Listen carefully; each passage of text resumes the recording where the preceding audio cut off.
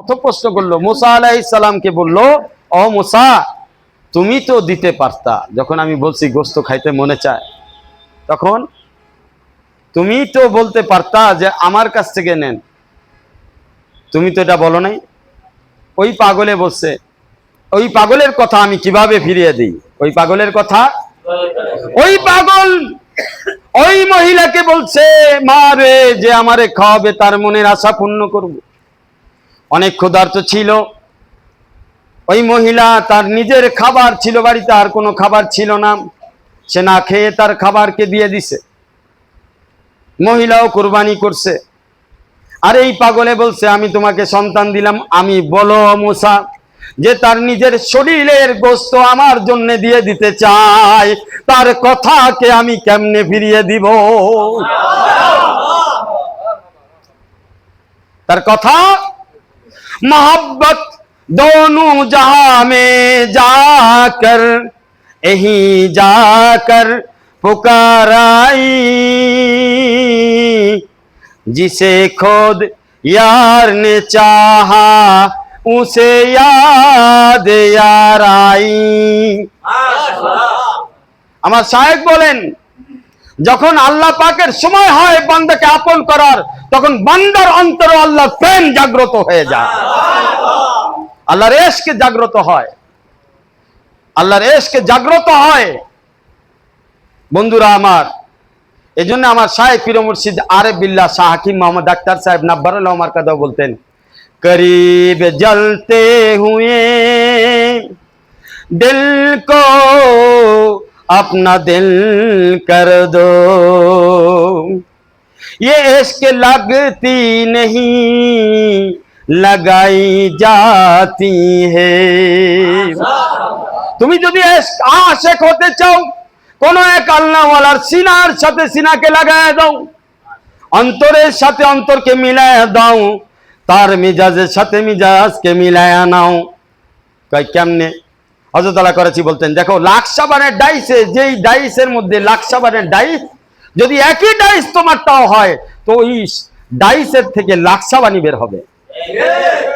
আর পচা সাবানের ডাইসে লাকসাবান আশা করো না, পচা সাবানের ডাইস লাগায়া লাকসাবান আশা করো না। যার সাথে যার মুনাসাবাত হয়, এই মুনাসাবাতের বরকতেই সে ওলি আল্লাহ হয়ে যায়, মুনাসাবাতের বরকতেই ওলি আল্লাহ হয়ে যায়।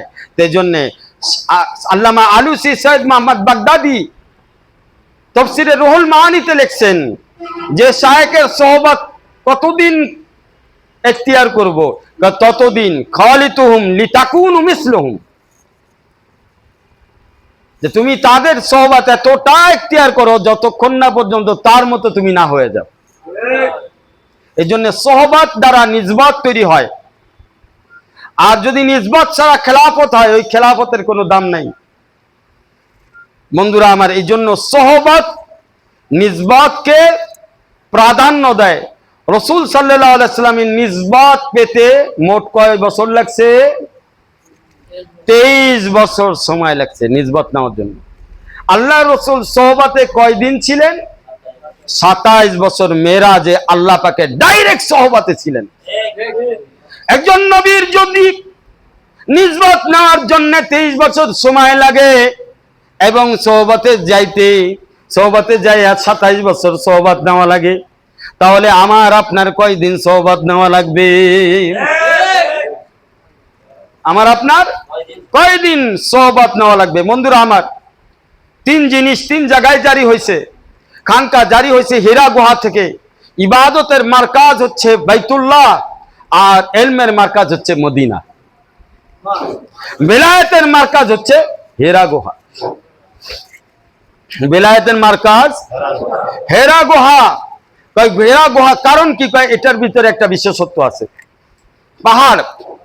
পাহাড় সব থেকে উঁচা জায়গায় থাকে, আর পাহাড়ের গর্ত, বিভিন্ন গর্তের মধ্যে এটা গোপন জায়গা। তো বেলায়েত আর মারেফতের মূল বিষয়টা হচ্ছে গোপনীয়তা রক্ষা করা, এবং এটার মাকাম সব থেকে উপরে।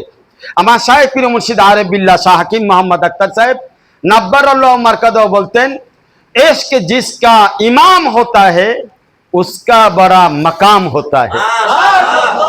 उसका बड़ा मकाम होता है, इश्क जिसका इमाम होता है।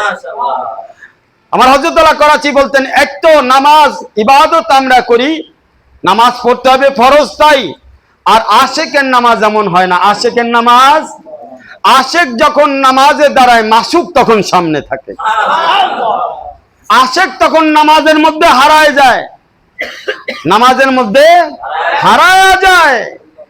আহা, এই যে হারানো, এই যে মহব্বত, এটা বুঝে আসে না বন্ধুরা। আমার হাদিসের মধ্যে আসছে আল্লাহর রাসূল সাল্লাল্লাহু আলাইহি সাল্লাম তাহাজ্জুদের সময় নামাজ পড়তেছেন, নামাজের পরে হযরত আম্মা জান আয়েশা রাদিয়াল্লাহু তাআলা আনহা তার কাছে আসছেন।